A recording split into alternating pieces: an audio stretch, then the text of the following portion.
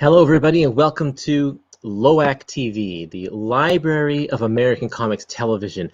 Library of American Comics, of course, is a publisher that publishes all these great comic strip reprint series in really nice hardcover archival volumes so that we can keep the incredible history of comic strips alive even after 100 years in some of these cases. These are really old strips. And today we're going to be talking about a strip that is about 60 years old, and it is this one here, The Family Circus. But just before we get into there, I do want to remind everybody, if you're watching on YouTube, we have, of course, we appreciate your likes and your subscribes. So please go ahead and like our videos and like our channel, subscribe to our channel, and then you can follow us on Facebook, Instagram, and Twitter as well, and get up-to-date information on everything that we're doing here. Family Circus.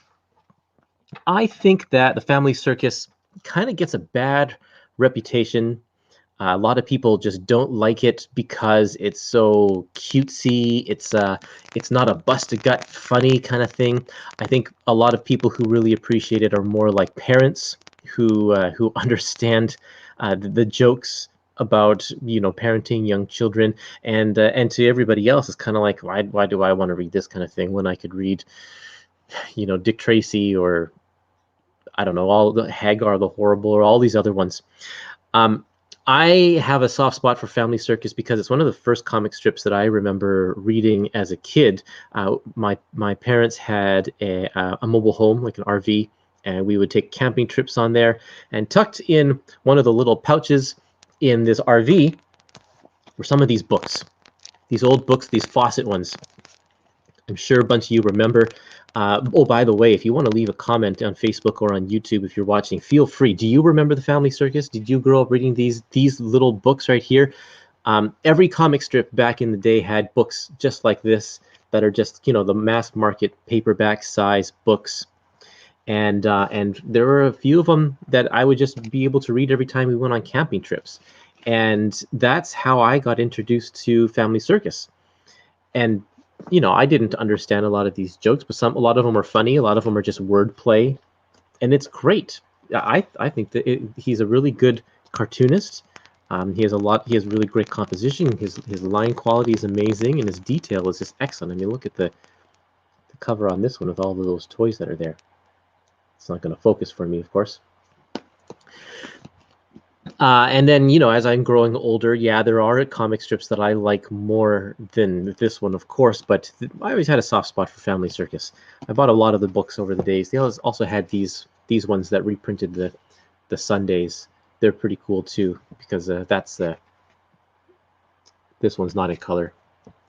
This one's in color. Who remembers these ones? The ones where Billy is kind of going all over town or all over the house. You have to follow the dotted line. Those are classic. I love those strips. Anyway, as I got older and more into the comic strips and reading about the history and stuff, I discovered that Bil Keane is one of the hardest working, or was one of the hardest working cartoonists in the business. He just is a workhorse. He pumped them out. And there is a great introduction in this book here. The Library of American Comics published this book back in, I think, 2009. This is the first of a 2-volume set of the early days of Family Circus. This is covering, what does it say here, 1960 to 1961, the complete first 2 years of this comic strip. And let me tell you, when I got to see this stuff, it is just amazing. The original stuff from the early 1960s is so different from the 70s, the 80s, the 90s, and everything that's going on even present day as his son has taken over the strip. Let's see here. We have a comment from Greg. He says, I have a whole slew of those Family Circus books, or at least 7 or 8. Yeah, I've got a bunch of them too.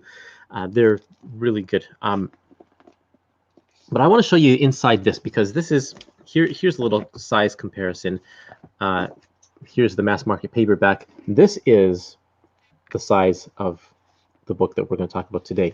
And it's big and long like this because it reprints some of the Sundays, but of course the Sundays are also going to be bigger than they were reprinted previously in this kind of standard size Sunday book. This is the size of, like a Garfield book or so. This one's bigger. So we're going to take a look at inside here and see what we can see So bear with me here. I'm going to bring up my second camera so that you can take a closer look at the wonderful stuff that's in here. Family Circus. The complete comics from the beginning, 1960 to 1961. You can see the spine. Close up of these kids right there. Whoops. Wonderful stuff by Bil Keane. I want to show you the introduction. Oh, wonderful end papers. Just look at this. I love that. It's like a wallpaper of the kids, all with their mouths open. Really good. The design in this is beautiful as always.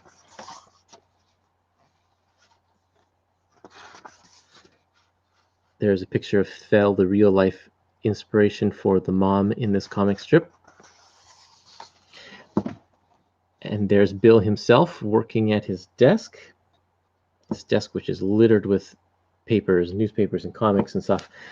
We have an introduction from Christopher Keane talking all about Bill's life growing up and his road that leads him to the Family Circus. And this is very, very interesting because, like I said before, Bill was one of the hardest working guys in the business, and this gives us lots of examples of why.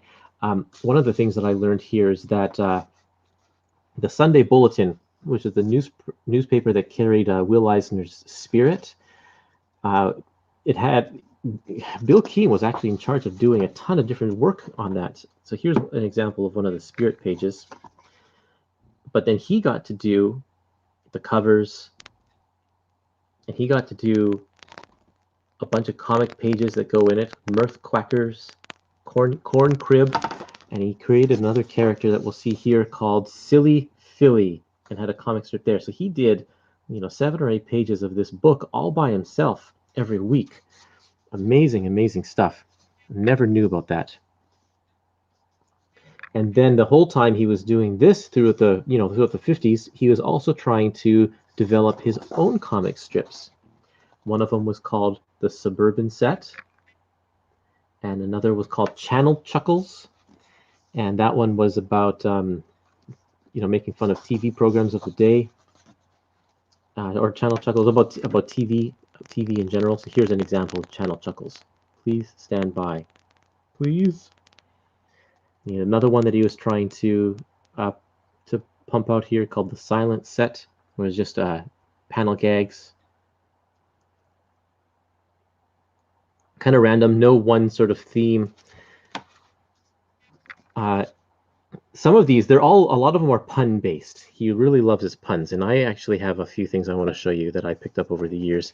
I have this book here that he did called Eggheads, and they're called eggheads because, of course, the heads of these guys look like eggs. There's the first pun right there, but all of it is pun-based stuff. And at the very end, in the last panel, the person who is receiving the pun kind of gets thrown out of the panel, out of shock.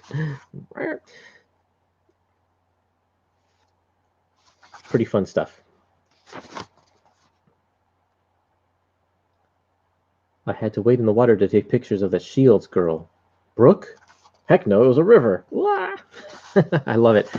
Really, really cool stuff. I just love seeing the work that cartoonists are not famous for.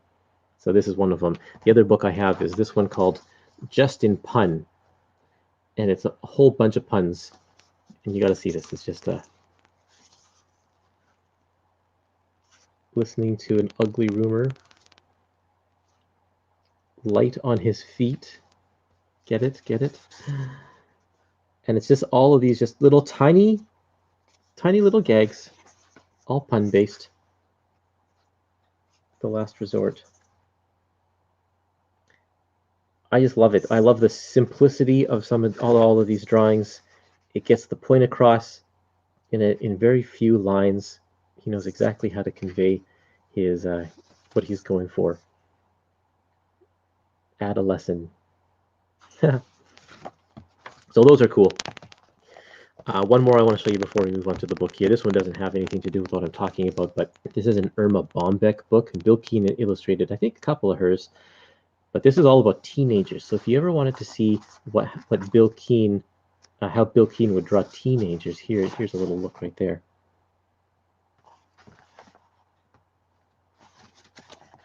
Again, these are all just single gags. This one is much more recent, so these characters look a lot more like the Family Circus that we're used to. But it's great. Anyway, let's get back to this book here. Bill says he arrived late. Hi, Bill. Glad to have you on the show.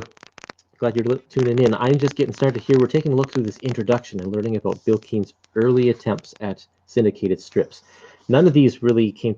Channel Chuckles lasted for a number of years, but this one didn't really come to pass.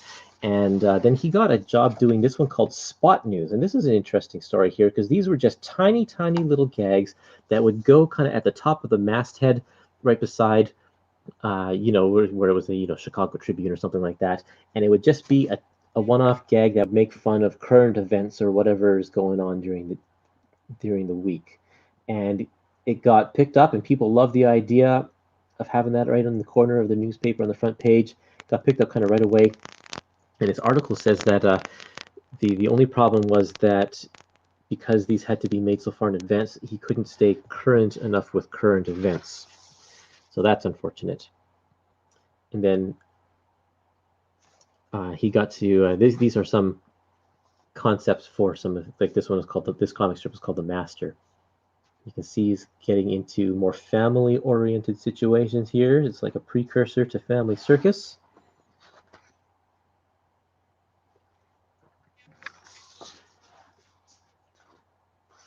But yeah, great stuff in there. This is Bill and his family.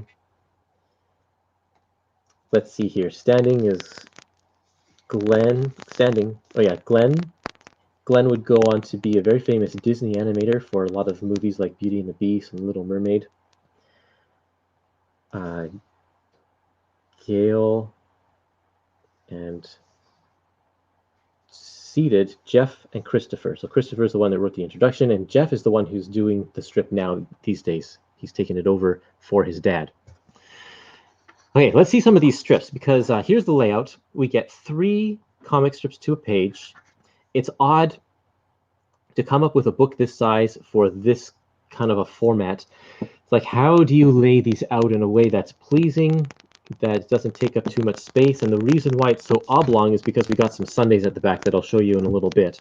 So how do you accommodate the fact that you're going to have these large landscape Sundays, but only single panel strips here? So this is what they came up with. We get a lot of spot art on each page, which is kind of cool. But then we have the gags. And take a look at these characters.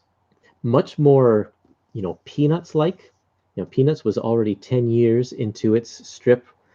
Charlie Brown had a huge oval head, very much like this before it kind of went circular. And you can see, I think, a lot of Peanuts influence in the way he does his stuff here. Of course, the dad looks very, very different these days. He didn't have glasses. He's got this big nose. But still, the composition is really, really nice. Everything draws your eye to where the gag should be. This whole one kind of comes right down here to see that the dog has a thermos of hot water for the dad. Very cool.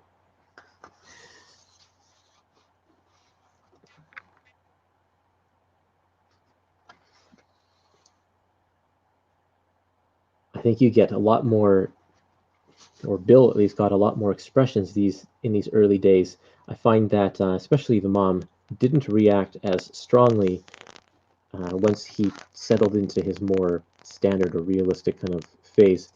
This one, very, very nice to see her making a big face like that. Same with the dad. We get all sorts of emotion here. He becomes a little bit more emotionless over the years.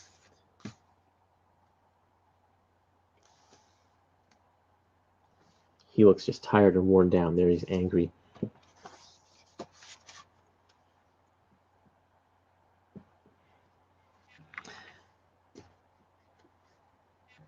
Sometimes Bil Keane would leave a lot of space in the background to show off the, I don't know, to just bring the focus to the thing in the center here. And then there are other times where he'd have lots of stuff going on in the background. Here on, we get, you can see multiple people in various different points of depth in the background, so that's kind of cool. He's able to do one or the other, depending on what the scene needs.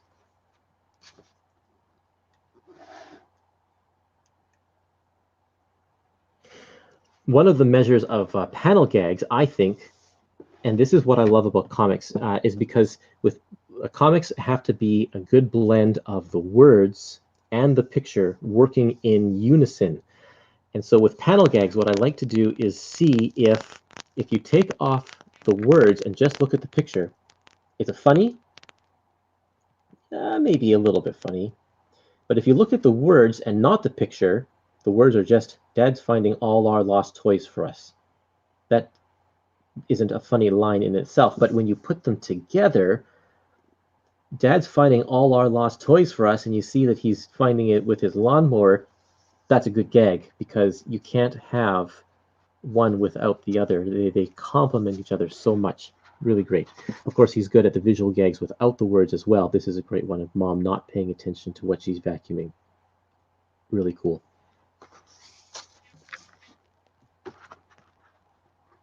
Here's one of the rare times he'll do this fairly often actually, but not as often as just the one. He'll split his panel into two so that he can actually tell a little bit of a story set up in a punchline. So that's cool. Here's one that I like. He's got a garden hose. He says, "All right, who's yelling for more water?" And this kind of extreme, almost surreal gag is something that he would not carry forward. He goes for more realism pretty soon, but these early days, kind of anything goes, and I love it.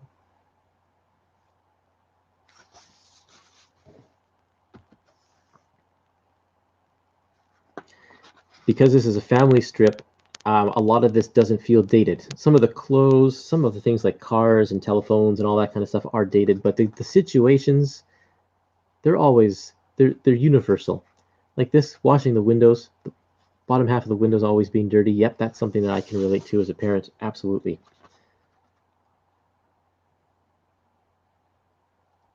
Diapers. I used one of those old-fashioned lawnmowers, or not old-fashioned, but not electric lawnmowers up until just last year. But yeah, fantastic stuff. Okay, so let's keep on going here. What do we want to see? Bill has a comment here. Bill says, it's a really amazing achievement to capture movement, action, and character in a one-panel comic. There's a lot of life in Keane's panels. Doing that day after day for years shows a master of the craft. Bravo, Bil Keane. Absolutely. Thanks for your comment, Bill. Yeah, so look at this. Let's look at this panel right here. So much movement, so much going on here. There's a lot of action, and it's just one still image, but it looks so frantic and like stuff is going on in the circus, whereas these kids here are just reading comics instead of watching the circus. I feel like that's kind of something that happens with phones these days. You could replace this gag with people on their phones not paying attention to the action. But I also love how he's used the Ben-Day dots to show to show that these guys are in the foreground and the spotlight is on these guys, but the focus is on these guys here. It's a cool way to compose this strip here. Very nice. So yeah, this is just 2 years of all of this stuff. Here's a dated one. How's that for hi-fi? Not too many of those though. Oh, here's another one. The police and the call box. Don't have these anymore either.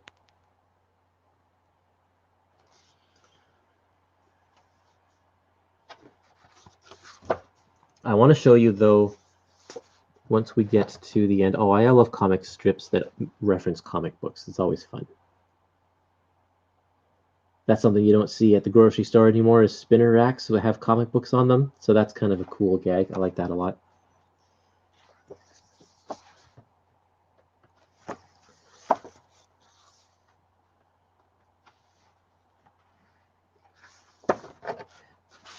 So after we get to the end of the dailies, we get to the Sunday section.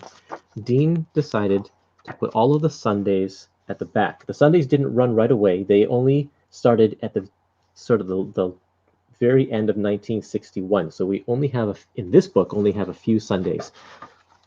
But they are reprinted nice and big. We have a wonderful color recreation from Lorraine Turner, our art director.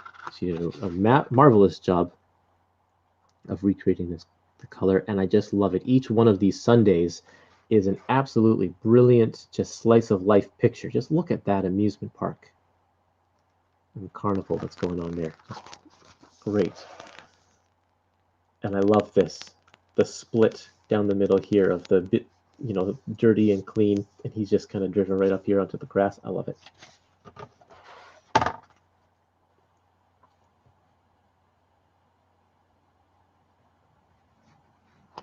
Very colorful, very bright.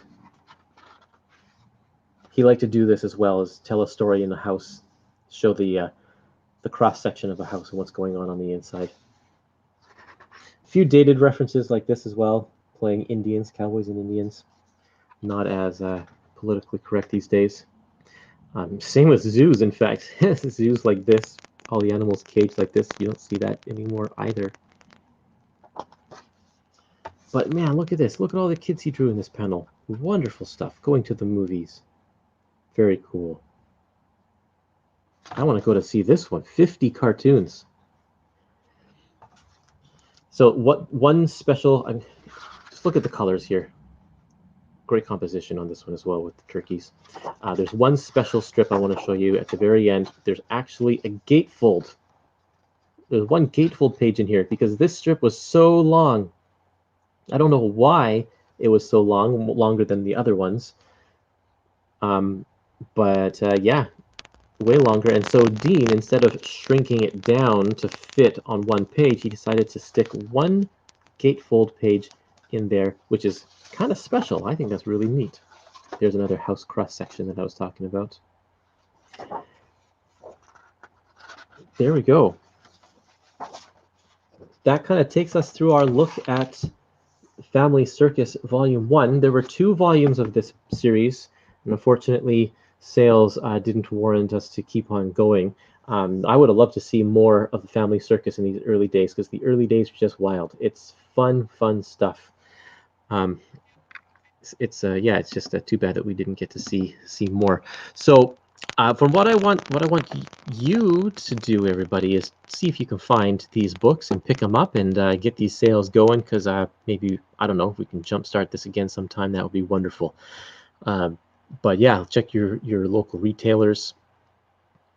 Volume 2, I think, is actually getting kind of hard to find. I've been looking for a copy for myself. But that's it. Thanks everybody for tuning in and watching this episode about Family Circus. Next week on the show, I have a special guest. His name is Wallace Ryan, and he has been a fan of the Library of American Comics for a long time. In fact, he has a complete collection, every single book that the Library of American Comics has ever published, 200 and whatever it is. So we're going to take a tour of his bookshelves, and we're going to talk a little bit about Terry and the Pirates, and see what he has to say about that. So I hope you tune in to us next Friday. I think it's going to be at 3 o'clock or 4 o'clock, maybe 4 o'clock. I can't remember what time we agreed, but check our Facebook page. Check. I'll send out an announcement about that, and you'll be taken care of if you just like our Facebook page. Anyway, that's our show for today. Thanks everybody for paying attention and for watching, and for Greg and Bill for leaving comments. I do appreciate that. Always fun to talk to people, and I hope to see you next week. Oh, where's my theme song? Here we go.